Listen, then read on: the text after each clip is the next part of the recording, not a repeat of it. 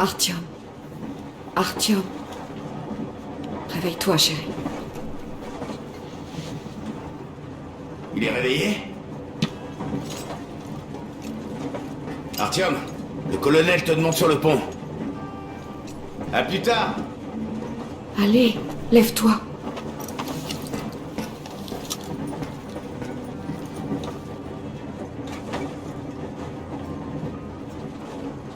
Je suis tellement triste pour Duke.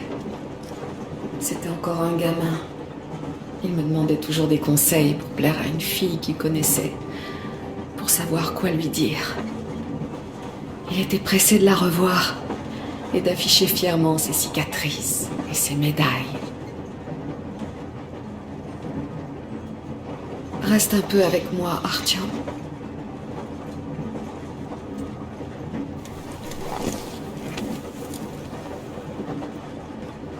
C'est agréable. J'aimerais rester comme ça toute la vie. Artyom, quand tu escaladais ces ruines à Moscou, avec ta radio, tu t'es demandé à quoi ressemblerait notre vie à la surface? Une maison à nous. Un endroit où on pourrait vivre. Une cabane en bois en lisière de forêt. Ou pourquoi pas un bungalow au bord de l'océan. Même si... il y a quelque chose de grisant à partir à l'aventure comme ça. Ensemble. Dans les gares abandonnées, dans les ruines, dans les terrains vagues.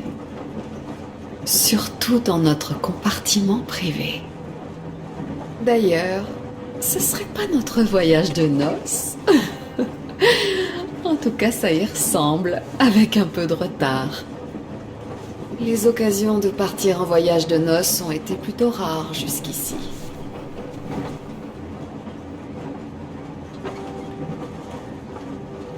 Tu pars déjà? Bien. Bon courage, mon chat.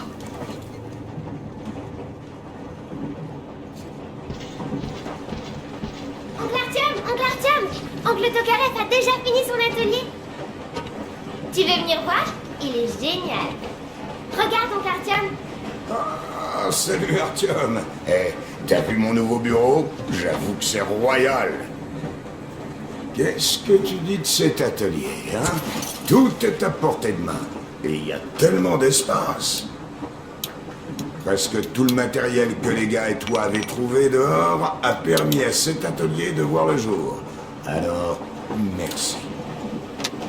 Mais il va pas falloir relâcher nos efforts. Un long périple nous attend. Et toutes les choses utiles comme les munitions et l'équipement ne poussent pas dans les arbres. Et plus on s'éloignera de Moscou, plus elles deviendront difficiles à trouver, à mon avis. Alors, pense à ramasser tout ce qui pourrait nous servir, hein? On a tellement de trucs à fabriquer. J'ai pas encore décidé où je bosserai sur les combinaisons, mais il va falloir, et vite. Il va être temps de remettre nos uniformes en état. Certains ne ressemblent plus à grand-chose. La plaque de blindage arrière de Duke n'arrêtait pas de se barrer. Il plaisantait tout le temps là-dessus. Qu'est-ce que... Enfin, je vais bosser ici désormais. Bon, allez, assez discuté. Je vais pas te retenir plus longtemps. Le colonel a demandé à te voir. Et j'ai du boulot qui m'attend. Pause clope? Très bien. J'ai du matériel que pour réparer. Elle arrache cette clope. Merde, elle est forte. Oh. Enfin, on a connu pire.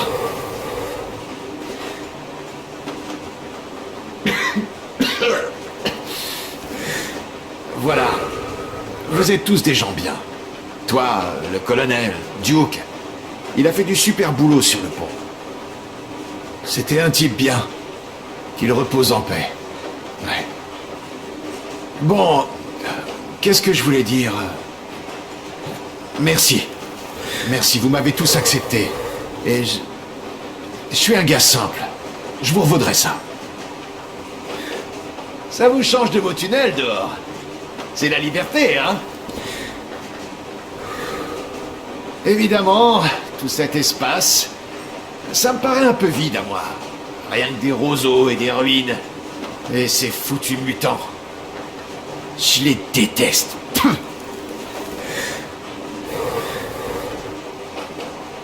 Comme ça, vous voulez rencontrer des gens du gouvernement. Mais, bon, en tout cas, sans vouloir te vexer. Tu peux me dire ce que vous attendez d'eux, exactement. C'est vrai, ça peut être intéressant d'aller voir. Mais au fil de mes pérégrinations, je suis tombé que sur 2 types de membres du gouvernement. Les morts et les chefs de gang. Et laisse-moi te dire qu'ils sont bien pires que les bandits que vous croisez. Ils peuvent faire des choses horribles en un claquement de doigts. Ce que je veux dire, c'est... J'ai jamais fait confiance au gouvernement, même avant la guerre. Et encore moins maintenant que ça a dégénéré. Alors, vous voulez quoi au juste? Je suis quelqu'un de simple. J'ai dit que j'étais avec vous, ça veut dire avec vous jusqu'au bout. Mais je préférerais trouver un coin tranquille où vivre qu'aller voir le gouvernement. Je sais, ils pourraient nous proposer des bunkers de luxe ou je sais pas quoi. Allez, Artyom, tu m'as l'air d'avoir froid. Va te réchauffer. J'en fume encore une. Faut que je réfléchisse un peu. Non, reste. On a assez de place maintenant. Oncle Tokarev. Ah, qu'est-ce qui t'arrive, Nastia? Oncle Tokarev, est-ce que t'as une machine à coudre? Ah non. Comment tu vas réparer les combinaisons alors? Comme tout le monde, je vais prendre du fil et une aiguille et je vais faire de la couture. Waouh, super! Tu peux m'apprendre? Bien sûr, mais plus tard. J'ai du travail. Je pourrais réparer la bandoulière du fusil de Sam? D'accord. Mais sous surveillance. Sam est tellement strict, tu sais. Youpi! Et oncle Sam est pas strict du tout, il est gentil. Allez, regarde, je vais te montrer. Maintenant, on fait ça. Oui, Prends ton temps pour ça. d'accord, Et maintenant, par ici, compris.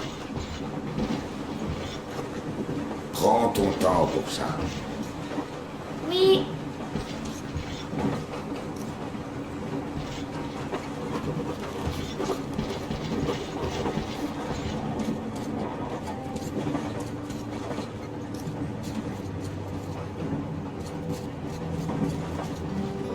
Artyom, viens donc t'asseoir un moment.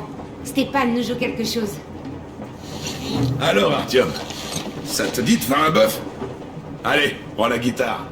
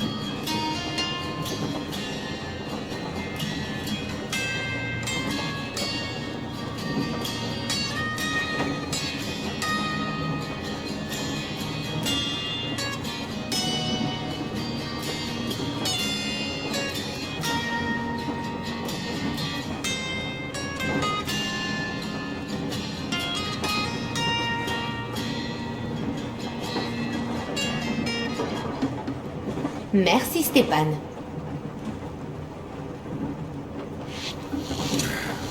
Pardon de te demander ça, Katia, mais... Le père de Nastia, il est mort, c'est ça? Nastia est au courant? Oui. J'ai d'abord essayé de lui cacher. Je lui ai dit qu'il était parti au marché. 3 jours ont dû passer, mais je gardais toujours ça pour moi. J'étais assise là, une aiguille à la main, et je ne voyais rien. Tout était noir devant mes yeux. Et puis elle s'est blottie contre moi en me disant « Tu devrais pleurer, maman. Tu te sentiras mieux. » Senia me disait la même chose. Alors j'ai pleuré toutes les larmes de mon corps. Elle est au courant. Elle a compris. Je suis navré, Katia. Tellement navré. Je vais te raconter comment on a fini au pont. On vivait au nord-est d'ici, pas très loin à vol d'oiseau. Mais ça nous a pris un mois. Il y a eu des bombardements, c'est un immense tas de décombres là-bas. Hier, Mac m'a demandé comment c'était, je lui ai expliqué. D'après Senia, il y avait des tas d'usines de matériel militaire dans les environs. Enfin, pas seulement, d'autres industries aussi. Et maintenant, les radiations sont si élevées qu'on ne peut plus traverser, même avec des filtres. Il n'y a plus de chemin de fer non plus, seulement des cratères et encore des cratères. On est passé au large, mais notre compteur s'affolait quand même. Une seule route était praticable, il n'y avait rien à bombarder. Alors on l'a utilisée en se disant qu'on avancerait vers l'ouest, mais évidemment, ils ne nous ont pas laissé traverser le pont avec la locomotive au diesel. Ils disaient que c'était l'œuvre de Satan. Ils voulaient bien qu'on reste si on leur donnait la locomotive pour qu'ils la purifient. Alors on est resté. Et même si on avait voulu repartir, on n'aurait pas pu. Ce vieux bouc, le père Silentus, avait endoctriné tout le monde. Ils passaient leur temps à prier et à s'incliner. Ils ont démonté notre train à main nue et l'ont balancé dans la rivière. Purification. Et le pire, c'est qu'ils nous ont reproché de ne pas les avoir aidés. Senia est allée voir ce qui se passait. Mais il n'y avait que des gens du pont. Parce que ce fourbe de Silentus avait envoyé nos amis passer une épreuve. Il leur avait dit que s'ils voulaient être acceptés pour de bon, ils devaient vaincre un démon. Senia est parti à leur recherche. Mais il est arrivé trop tard. Il n'a trouvé que des haillons calcinés. Et ensuite, il l'a envoyé faire la même chose. Il n'est jamais revenu. Katia, je suis désolé. J'en savais rien. Tu ne pouvais pas le savoir. Ce qui est fait est fait. Je crois que j'ai plombé l'ambiance. Dis, Stéphane, et si tu nous jouais quelque chose? Avec plaisir. Bon, les amis, en mémoire de Duke. Artyom, le colonel t'attend dans la cabine. Hé, ça suffit les têtes d'enterrement. C'est de Duke dont on parle. Tu te rappelles quand il est revenu de la bibliothèque? C'est la même chose. Ah oui, il nous avait bien roulé dans la farine, ce coup-là. On avait préparé les verres. Sam avait fait un discours. Et un beau, en plus. Merci. Oh, mais c'est sincère, sois pas modeste. Et donc, Sam termine son discours, et là, Duke demande « Il est où mon verre ?» Voilà, c'est pour ça que je dis qu'on devrait attendre. Il est revenu de la bibliothèque. Et là, c'est rien du tout. On le récupérera sur le chemin du retour. Si on s'en sort vivant. Ah, arrête ton chat. Enfin, je pense qu'on devrait quand même boire à la mémoire de Duke. Et s'il est vivant, eh ben c'est un bon présage, c'est tout. Sam, qu'est-ce que t'en dis? Je boirai plus tard. Et il faut que je finisse la popote. D'accord. Allez, on trinque. Très bien, allons-y.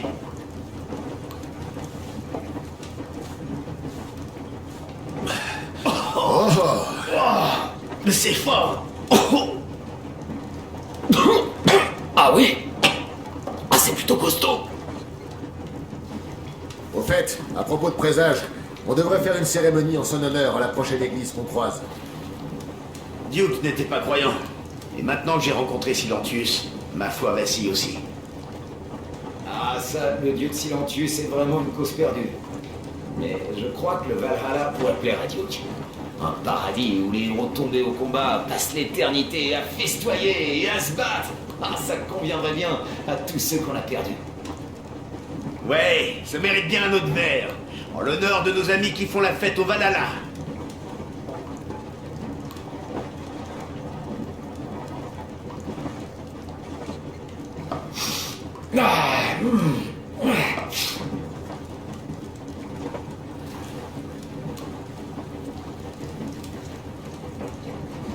Dites, je me posais une question. Qu'est-ce que chacun attend de ce voyage? Duke disait qu'il ne pouvait pas déployer ses ailes. Il rêvait d'accomplir des exploits pour gagner le cœur de cette nana. Il se disait que dehors, il y aura la place de le faire. Et toi, pourquoi t'es là? Eh bien, mon cœur rêve du grand amour, de passion. Mais dans le métro, toutes les femmes veulent une relation stable, un mari fiable qui subvienne à leurs besoins. C'est fini, ce sourire suffisant, c'est insupportable. Enfin, on peut pas dire que la chance m'ait beaucoup souri jusqu'ici. Dès que Katia est montée à bord, Stéphane a commencé à lui tourner autour en roucoulant. Tu devrais être soulagé. Katia est une coriace. Elle aurait vite fait de te mener à la baguette. C'est peu probable. Je suis pas du genre à voler la vedette à un ami pour obtenir les faveurs d'une dame. Surtout quand l'ami en question menace de me casser le bras.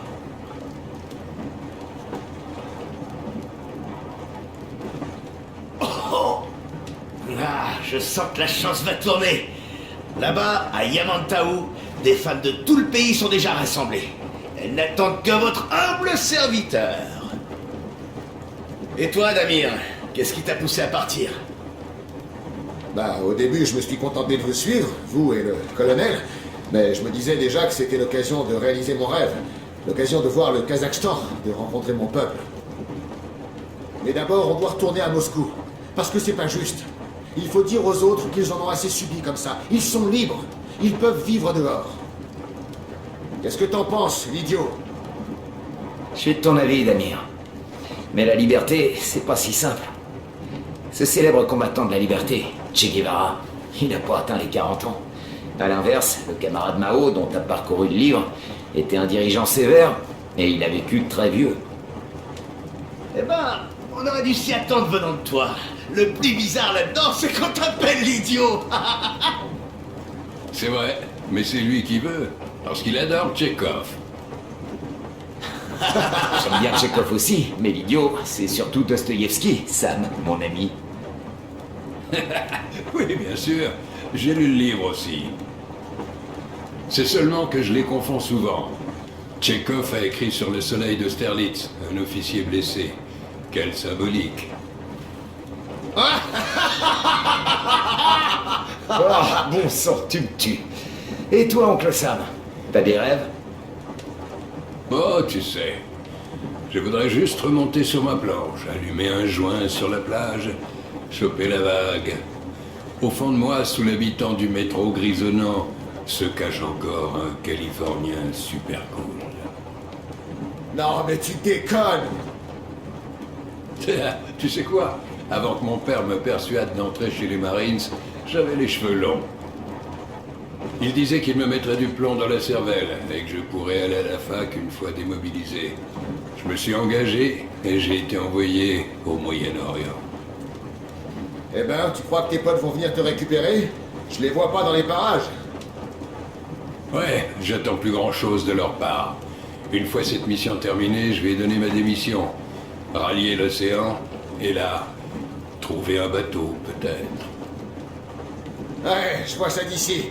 T'arrives sur ton bateau et tout le monde crie... Ah, les Russes nous attaquent! Et l'un des nôtres maintenant. T'as aucune raison de partir. En tout cas, mets pas ta chapka, il te coulera la vue. Je vais éviter, oui. Mais j'emporte ma balalaïka. Ça va. Bon. Vous espérez quelque chose en particulier pour notre arrivée à Yamantaou? Ah, toi, Alyosha, on sait très bien ce que t'attends. De jolies lieutenants en petite tenue qui te déroulent le tapis rouge. Ouais, j'ai des goûts simples. Mais vous alors? Eh ben, j'espère obtenir des réponses. Par exemple, s'il n'y a pas un seul Américain à des centaines de kilomètres autour de Moscou, à part notre cher Samuel, pourquoi rester planqué dans le métro? Je poserai la question autrement. Chers messieurs du haut commandement, vous saviez que nous, à Moscou, on a dû passer 20 ans sous terre? Oh, mais je vous en prie. Vous pourrez poser toutes les questions que vous voudrez pendant que les petites lieutenantes me briefent.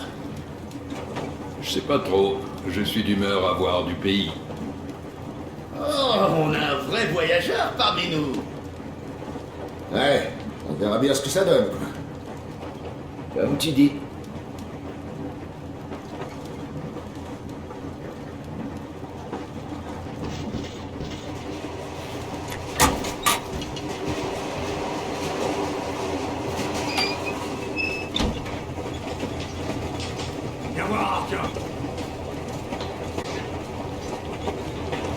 Écoute, j'ai pu discuter avec l'Arche. C'est grâce à Tokarev. Il a réussi à faire marcher le décodeur. Arche, répondez! Arche, répondez! Terminé. Ici l'Arche.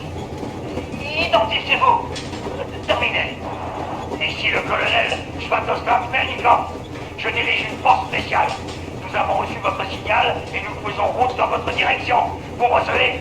Terminé. Oui, je vous reçois 5 sur 5. Qui est à l'appareil? Comment dois-je vous appeler? Chef adjoint du service communication, Major Ivanov. Un instant. Bon, pas de problème, Major. Je comprends que des vérifications s'imposent. Parfait, colonel. Melnikov, c'est essentiel. Désolé de ne pas pouvoir vous faire confiance. Mais, comme vous le savez, la situation est critique et l'ennemi est toujours prêt à frapper. Je comprends tout à fait, Major. Et j'espère que vous pourrez informer vos chefs que mes hommes font honneur à leur devoir et seront à leur entière disposition dès notre arrivée. Terminé. Merci pour cette excellente nouvelle. De combien d'hommes disposez-vous, colonel? J'ai une escouade composée de la crème des forces spéciales. Une escouade? Ah, je vois. Bon, c'est très bien, très bien. Oui, nous ne sommes pas très nombreux, mais nous apportons un message de la plus haute importance. Nous arrivons depuis le secteur K6 Alpha. Avez-vous des informations sur les ennemis que nous risquons de rencontrer en chemin? Terminé. Un instant, je vérifie.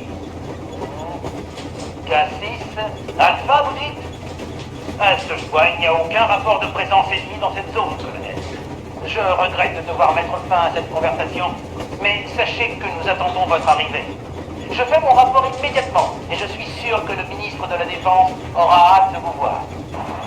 Oh, c'est un immense honneur, merci. Mais encore quelques mots. Quelle est la situation sur place, Major, s'il vous plaît? Colonel, vous devez comprendre qu'il s'agit d'informations confidentielles. Mais je vous comprends. Tout va bien ici, ne vous en faites pas. Bien, nous nous verrons à l'Arche. Terminé. Je sers le peuple. Terminé. Alors, t'as entendu ça, monsieur le sceptique? Quelle émotion! Oh, j'en ai les mains qui tremblent encore. Oh, le ministre en personne. C'est incroyable. Au fait, Artyom, tu devrais jeter un œil à la carte. Comme tu vois, on se dirige presque tout droit vers le complexe de Yamantau. Katia et Crest disent que la ligne est dans un état correct là-bas. Ce qui est plutôt étonnant, vu le nombre de cibles prioritaires qu'il y a dans le coin. Mais on peut donc espérer voyager sans encombre jusqu'à destination. C'est pas si loin, mais notre vitesse dépend de l'état des voies. Alors, je crois qu'il va nous falloir un moment pour y arriver.